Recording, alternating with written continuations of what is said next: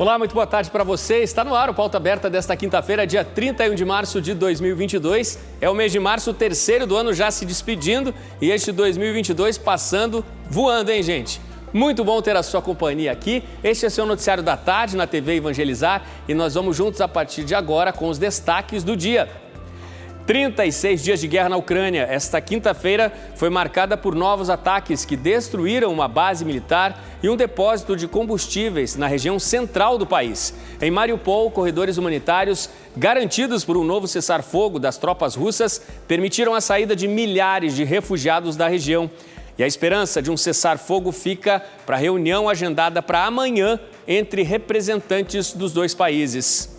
Uma tropa de brasileiros, por conta própria, decidiu se unir ao exército, formado por 20 mil voluntários vindos de 50 países, pela causa ucraniana. Uns estão a caminho, outros já estão na Ucrânia em combate contra as tropas russas. Aqui no Brasil, tragédia no norte do Paraná.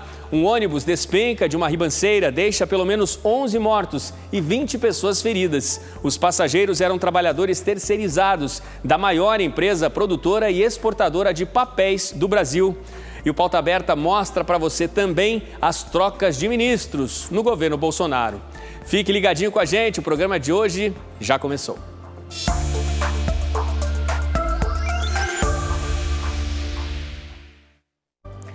As negociações por um acordo de paz entre Rússia e Ucrânia devem ser retomadas amanhã por videoconferência entre representantes dos dois países. Mas, enquanto isso, apesar de novos corredores humanitários terem sido abertos, novos ataques atingiram a Ucrânia. E o presidente da Rússia, Vladimir Putin, assinou o decreto para a convocação de 135 mil recrutas que poderão ser encaminhados para combate na Ucrânia. A quinta-feira na Ucrânia começou com mais uma forte ofensiva russa, dessa vez a cidade de Dnipro, na região centro-leste do país. As bombas tiveram como alvos uma base militar e também um depósito de combustíveis. As explosões deixam claro que foram grandes os estragos de hoje na cidade, que antes do início da guerra tinha aproximadamente 1 milhão de habitantes. De acordo com informações de autoridades locais, ao menos 2 pessoas morreram e outras 5 ficaram feridas. Os ataques hoje também não cessaram na segunda maior cidade do país, Kharkiv. O chefe militar que comanda as defesas ucranianas na região, Oleh Syniehubov, disse que com tantos bombardeios é impossível no momento qualquer tentativa de retirar refugiados. Segundo ele, foram 47 ataques contabilizados nas últimas horas, vindos das artilharias, de morteiros e de tanques russos que cercam a região. Uma das ofensivas atingiu um gasoduto e o resultado foram grandes explosões. Outra cidade ao lado de Kharkiv, Terek, também foi atingida por fortes ataques. Um edifício foi destruído. No local, mais uma morte foi confirmada. Outras 3 pessoas ficaram feridas. Já são 36 dias de guerra e para muitos a esperança ainda pode estar na abertura de novos corredores humanitários. Відкрити доступ до гуманітарної колони в місті Маріуполь з транзитом через місто Бердянськ. A vice-primeira-ministra da Ucrânia, Irina Vereshchuk, disse hoje que recebeu mensagem do Comitê Internacional da Cruz Vermelha, informando que o governo russo confirmou a abertura dessa alternativa, garantiu cessar-fogo para a retirada de civis. Com essa garantia, logo pela manhã, dezenas de ônibus foram encaminhados para Mariupol, a cidade devastada pelas tropas russas. Em Mariupol, milhares de civis ainda estão presos e totalmente isolados e desabastecidos, sem conseguir escapar das ameaças do inimigo, que ocupa a região. A expectativa hoje era pela chegada de ajuda humanitária à cidade encaminhada pela Cruz Vermelha. A expectativa também era de que 45 ônibus lotados deixassem a cidade portuária em direção a Zaporizhia. Autoridades ucranianas informaram também nesta quinta que aumentou o número de mortos em Mykolaiv, depois do ataque a mísseis da terça-feira que destruiu o maior prédio do governo na cidade. O número de mortos passou de 12 para 20. 33 pessoas ficaram feridas. Na OTAN, o secretário-geral Jens Stoltenberg informou nesta quinta-feira que, diferente daquilo que foi prometido na reunião de segunda-feira pela Rússia, as tropas de Moscou não foram retiradas das regiões de Kiev e Kharkiv. Segundo ele, as tropas mudaram de posição estrategicamente. At the same time, Russia maintains pressure on Kiev and other cities. Jens Stoltenberg afirmou também que novas e fortes ofensivas devem ser retomadas pelos russos já nos próximos dias. Enquanto isso, o Serviço de Inteligência do Reino Unido informou que, no momento, há casos entre as tropas russas de soldados que se recusaram a cumprir ordens de superiores, a autossabotagem de equipamentos, e o espião-chefe do Centro de Comunicações britânico, Jeremy Fleming, disse que até aeronaves russas foram derrubadas de forma acidental. Segundo ele, a moral das tropas invasoras está em baixa. We've seen Russian soldiers short of weapons and morale. E uma acusação forte veio ontem do Pentágono nos Estados Unidos, a de que 1.000 mercenários armados de um grupo militar privado teriam sido encaminhados à região do Donbass, sob ordens de Moscou. O governo da Rússia ainda não se pronunciou sobre o assunto. Na Rússia, em guerra, que garantiu na reunião do início da semana em Istambul a redução de ataques e recuo de tropas que avançavam sobre as principais cidades ucranianas, o presidente Vladimir Putin assinou esta semana um decreto que autoriza a convocação de 135 mil novos recrutas. O prazo para alistamento vai de amanhã, 1º de abril, até o dia 15 de julho. Com o avanço das tropas russas, com o prolongamento do conflito, no setor comercial há uma grande preocupação na Europa de que seja interrompido o fornecimento do gás que vem da Rússia. O gás russo garante quase a metade do que é consumido pelo bloco europeu. É energia fundamental que também garante aquecimento a milhões de cidadãos pelo continente. Mas, nesta quinta-feira, depois de contato com o presidente Putin, na Itália, o primeiro-ministro Mario Draghi disse que não há risco de cortes neste momento. Todas as autoridades mundiais atentas ao que vai acontecer amanhã, essa videoconferência que está agendada, entre representantes dos dois países em mais uma rodada de negociações na busca por um acordo de paz para finalmente o cessar-fogo, algo que o mundo inteiro está esperando. E olha, uma tropa de brasileiros voluntários já partiu para a Ucrânia para atuar no combate às forças de Vladimir Putin, enviadas por Moscou. Eles se unem a um exército de aproximadamente 20 mil voluntários de 50 países envolvidos pela causa ucraniana e dispostos a defender o país. O brasileiro Saulo, de 35 anos, está se preparando para ir à guerra. O ex-agente da Polícia Militar de São Paulo decidiu dar baixa da corporação para se unir ao conflito na Ucrânia.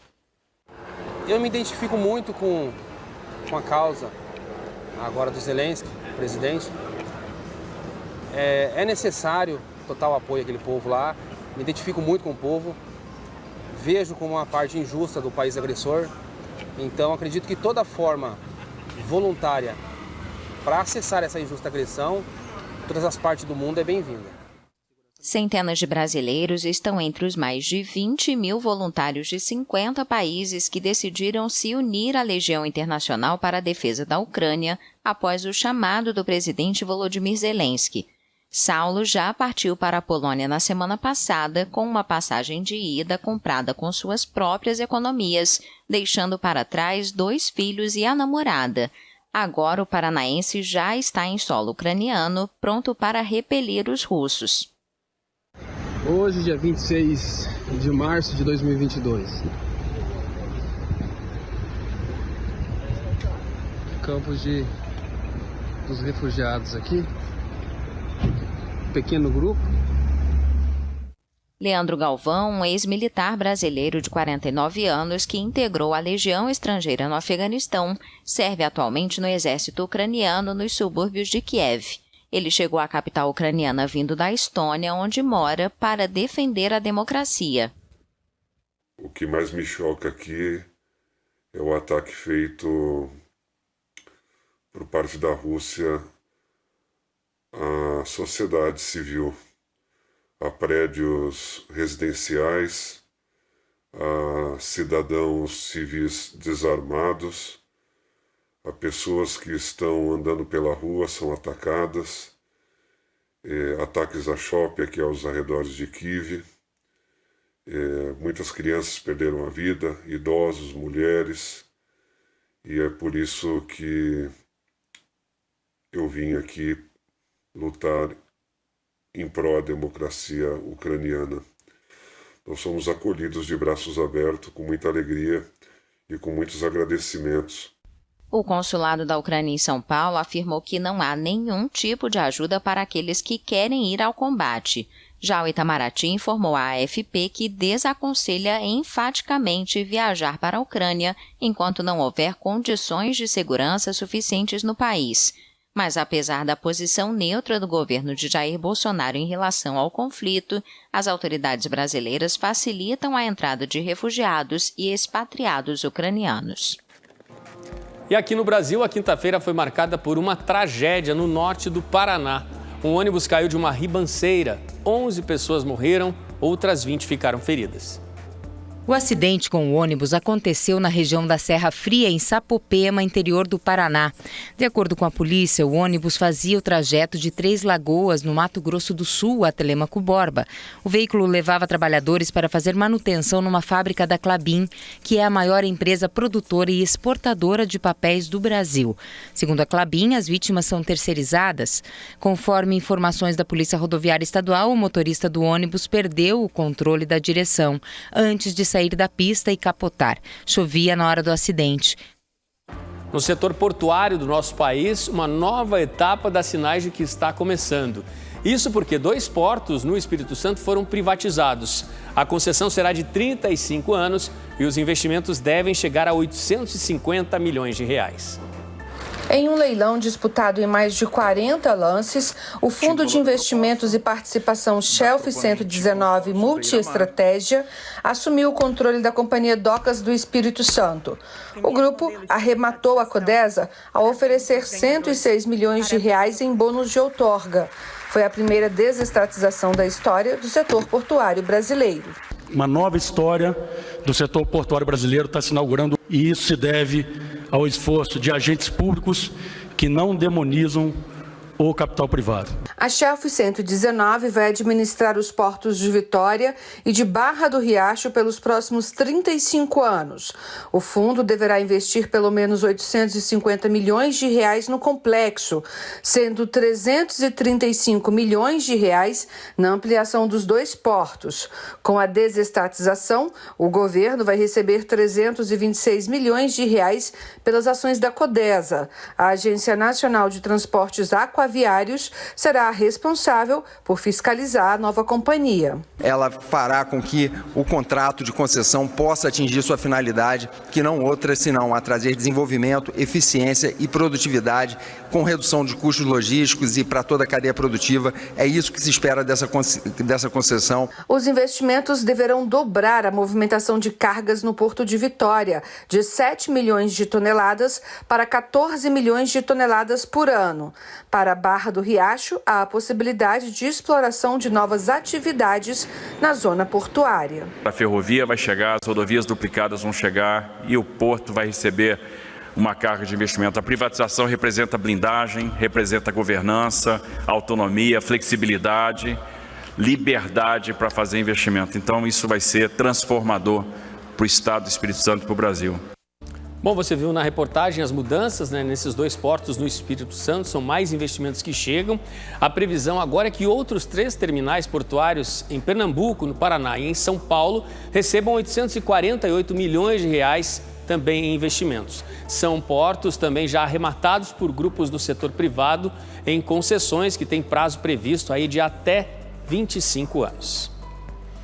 E as regras vão mudar para a cobrança dos planos de saúde coletivos. Essa alteração nos critérios já foi confirmada de acordo com decisão do STJ, que é o Superior Tribunal de Justiça. Os planos coletivos de saúde estão autorizados a aplicar reajustes de mensalidades conforme a idade do segurado. A decisão veio após análise do caso feita pelo Superior Tribunal de Justiça. Nada menos que 1.100 ações contestavam os reajustes de valores de planos de saúde nessa modalidade.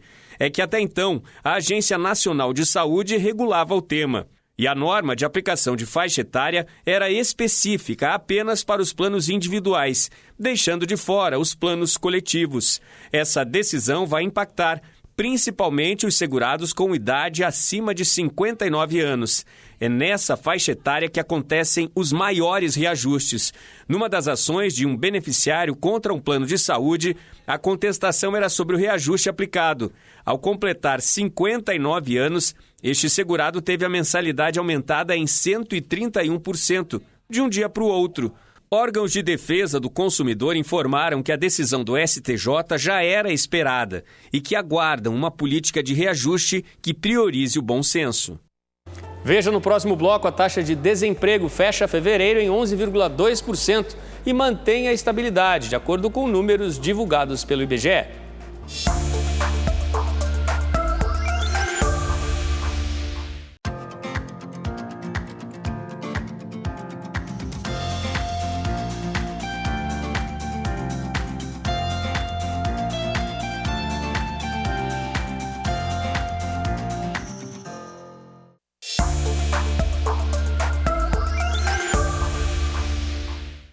Pauta Aberta está de volta para esse segundo bloco. A você de todo o Brasil ligadinho na programação da TV Evangelizar, muito obrigado pela sua companhia.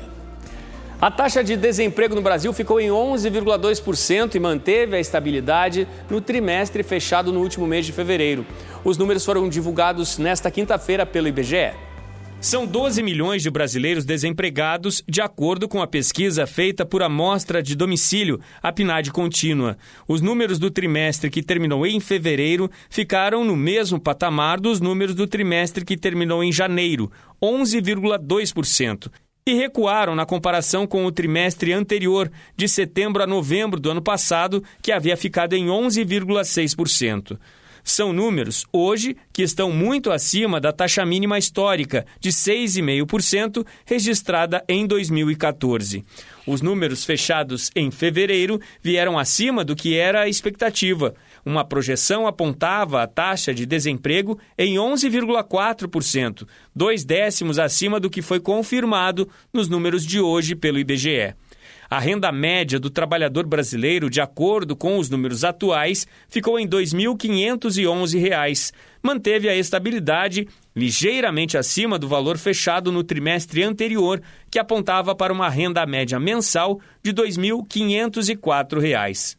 A pesquisa de hoje aponta que a renda parou de encolher, mas foi a pior renda média registrada para um trimestre terminado em fevereiro desde o ano de 2012. De acordo com informações dos pesquisadores do IBGE, a estabilidade na renda média do trabalhador pode estar diretamente ligada a uma queda do número de trabalhadores informais, que em média ganham menos, e também relacionada com o aumento do número de profissionais com carteira assinada, hoje no setor privado. E o dólar voltou a registrar queda nesta quinta-feira, o último dia do mês, e por isso março pode ter confirmado aí a mais forte queda, da moeda norte-americana frente ao real. E a moeda norte-americana voltou a operar em forte queda hoje frente ao real. Ao meio-dia, a desvalorização era de 0,76%, com o dólar cotado a R$ 4,75. Mais cedo, na mínima do dia, chegou a ser negociado a R$ 4,73.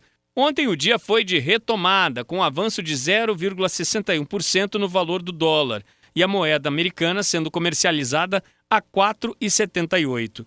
Entre os motivos para justificar o forte recuo do dólar, principalmente agora no mês de março, estão a forte alta nos preços das commodities, trigo, milho e outros produtos estão mais valorizados.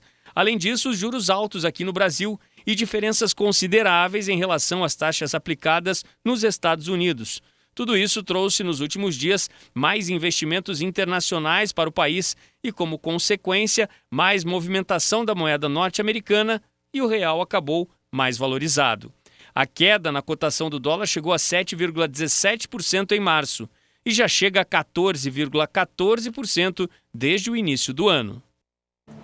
E a moeda norte-americana continua oscilando fortemente, Você viu na reportagem que estava cotada em 4,75 por volta de meio-dia. Por volta das 2 da tarde já estava sendo negociada a 4,73, uma queda aí de 1,13% em comparação a cotação de ontem no mercado financeiro. E hoje pela manhã, 9 ministros do governo Bolsonaro deixaram os cargos para possíveis candidaturas nas eleições de outubro. No Palácio do Planalto, o presidente participou do evento que marcou a saída dos responsáveis pelas pastas. No Diário Oficial da União, a publicação de substituição de 9 ministros que deverão ser candidatos nas eleições. Para seguir a Constituição, os ministros que desejam se candidatar precisam deixar seus cargos até 6 meses antes do primeiro turno das eleições, que neste ano está marcado para 2 de outubro. Na dança das cadeiras, Tereza Cristina deixa o Ministério da Agricultura para a pré-candidatura ao Senado pelo Mato Grosso do Sul.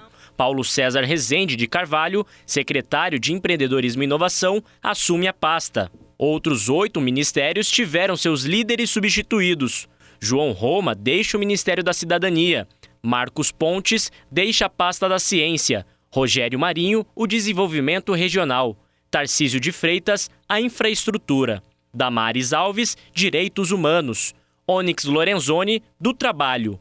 Gilson Machado, do Turismo, e a Flávia Arruda, a Secretaria de Governo. No fim da manhã, no Palácio do Planalto, o presidente Jair Bolsonaro participou do evento que marcou a saída dos ministros. Bolsonaro diz que os ministros saem de cabeça erguida e que os sucessores terão um grande desafio, mas que está seguro. Eu quero agradecer aos ministros que nos deixam hoje. Boa sorte. Tenho certeza que todos vocês serão vitoriosos, não por vocês, mas para o bem do seu respectivo estado e para o bem do nosso país. Aos que estão chegando, tive a reunião com eles há 2 dias, até eu perguntei, vocês têm certeza dessa decisão de assumir? Porque não é fácil. São olhados com lupa e todos querem contribuir com o seu país. A ideia é evitar que os ministros usem os cargos para obter vantagem eleitoral em 2022. E esse prazo termina já no próximo sábado. São muitas transformações neste começo de ano, no governo federal. Claro, ano eleitoral, muitos aí agora vão encaminhar candidaturas. Então, natural até que neste último ano de mandato presidencial aconteçam tantas mudanças assim ali no primeiro escalão, como a gente observou na reportagem. E uma pesquisa revela uma realidade assustadora. 8 em cada 10 vítimas de violência contra a mulher sofreram abusos psicológicos na pandemia. Os números são da ONG Justiceiras. O grito silencioso das mulheres vítimas de violência doméstica tem repercutido diretamente em ações de apoio a quem passa por esta situação. A cada 10 mulheres que foram vítimas de violência doméstica, 8 delas sofreram abusos psicológicos na pandemia. E mais da metade das mulheres também foi violentada sexualmente pelos companheiros ou ex-parceiros nos últimos 2 anos. Estes dados foram obtidos pela ONG Justiceiras, que oferece orientação jurídica, psicológica, socioassistencial, médica, rede de apoio e acolhimento gratuito e online. O projeto foi criado há 2 anos para apoiar mulheres em situação de risco e atua com rede de 10 mil voluntárias no Brasil e no exterior. Do total de atendimentos realizados pelos Justiceiras, no período de março de 2020 a março de 2022, quase 4 mil mulheres em situação de risco fizeram seu primeiro pedido de socorro aos Justiceiras. Ou seja, elas não procuraram outras instituições oficiais que poderiam fazer a acolhida das vítimas, como delegacias especializadas de atendimento à mulher, delegacias de defesa da mulher e polícia militar. As mulheres relataram diferentes tipos de violência, como violência psicológica, física, sexual e patrimonial, na maioria das vezes dentro da própria casa. Em cada 10 mulheres, 7 viveram situações de média e alta gravidade cometida por relacionamentos atuais ou anteriores. Outra preocupação contada pelas vítimas é o acesso dos agressores a armas. Os números obtidos na pesquisa divulgada comprovam que, apesar da violência contra a mulher estar presente em todas as classes sociais, as maiores vítimas têm renda baixa. Aproximadamente 70% das vítimas atendidas pela ONG Justiceiras recebem até um salário mínimo. O restante não tinha renda ou estava desempregada. É importante lembrar que em julho de 2021, no Brasil, foi criada uma lei que torna crime a violência psicológica. É uma situação muito triste no país, que merece toda a reflexão da nossa sociedade. todos os dias, porque os casos de violência, casos inaceitáveis, infelizmente ocorrem todos os dias em todos os municípios do nosso país. Gente, chegou a hora daquele recado muito importante para você que está sempre ligadinho no nosso Pauta Aberta aqui. Quem traz esse recado para você é a Poliana. Poliana, boa tarde. Boa tarde, Odilon. Uma excelente tarde para você que nos acompanha. A gente vem falando de saúde. Quero te apresentar o M-Calcium Z da Natural Flora, uma empresa sólida no mercado brasileiro com mais de 20 anos. E eu quero falar com você que já não aguenta mais sofrer com dores no corpo, nas articulações. Se você sofre com artrite, artrose, tendinite, bursite, a osteoporose. A gente sabe que a osteoporose afeta muito as mulheres, principalmente na fase da menopausa.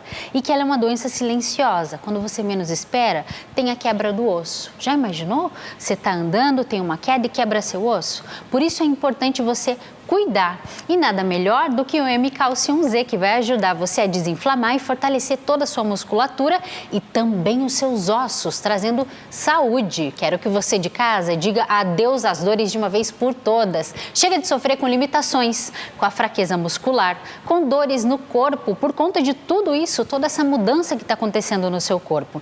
E claro, que limita os seus movimentos. Se você está assim, já não aguenta mais, eu convido você a ligar agora e adquirir hoje o M-Calcium Z, que contém nutrientes que são essenciais à saúde, fundamental para você desfrutar a liberdade dos seus movimentos em qualquer idade, não importa se a senhora já passou dos 60, 70 anos de idade. Segundo diversos estudos científicos, o consumo regular desses nutrientes que estão aqui nessa fórmula exclusiva vão colaborar para a prevenção e também o tratamento de diversas doenças crônicas. Ele fortalece a sua imunidade, é poderoso antioxidante, ajuda também no combate aos radicais livres, traz energia e disposição para você no seu dia a dia. Então não perca mais tempo, garanta já mais saúde com o M-Calcium Z, produto que está há décadas no nosso mercado brasileiro, levando saúde para você. Ligou agora no 0800 300 7777, garante 30% de desconto, leva de presente esse lindo relógio que você vai escolher, o dourado ou prateado. Pagamento até 10 vezes sem juros, frete grátis de norte a sul do Brasil. Então não tem desculpa, tem que correr pro telefone e aproveitar, não é, Odilon? É isso aí, Poliana. Ficou atento às informações, anotou o telefone, agora é só ligar, a Poliana está esperando.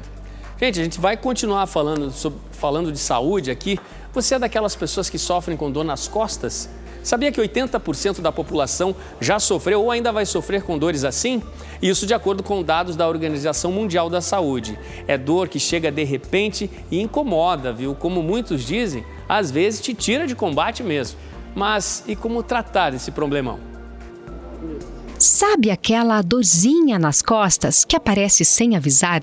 Ela é mais comum do que você imagina. 80% da população já teve ou terá o problema. O principal motivo que a gente tem dor lombar, ele é multifatorial. Então, ele é falta de atividade física, principalmente, sedentarismo, né, aumento de peso e o nosso dia a dia realmente que a gente passa muito tempo sentado.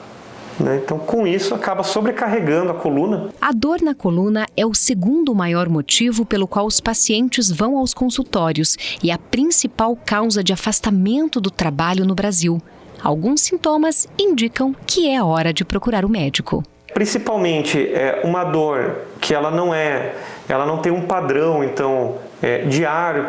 Então, uma dor que você já acorda com ela, vai dormir com ela, ou principalmente que você acorda à noite pela dor. Alterações neurológicas, principalmente em membro inferior, como formigamento, perda de força. Isso sim é sinal que tem algo a mais além da parte muscular. A fisioterapia costuma ser um dos tratamentos mais indicados. Dentro da fisioterapia nós temos diversas técnicas que tratam diretamente a dor nas costas. O importante, né, é que esse paciente, essa pessoa, ela procure então o serviço de fisioterapia, passe por uma avaliação fisioterapêutica para identificar quais são as causas dessa dor que ele apresenta. Mas nem sempre os tratamentos convencionais resolvem o problema. E a possibilidade de fazer uma cirurgia assusta muita gente. A boa notícia é que esse hospital de Curitiba já conta com um centro especializado numa técnica bem menos traumática para o paciente. O procedimento é realizado para o tratamento da hérnia de disco, a lesão que mais provoca dor. O procedimento tradicional ele é feito por via aberta, então é um corte na região posterior e eu começo a descolar a musculatura do osso na parte de trás.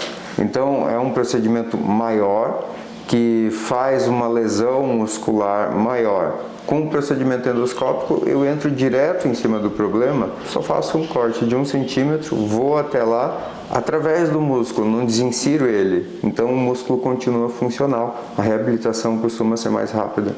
Na maioria dos casos, o paciente recebe alta no mesmo dia e passa a ter mais qualidade de vida. A dor diretamente causada pela compressão pode melhorar acima de 80%, 90%, muitos pacientes referem até 100% de melhora.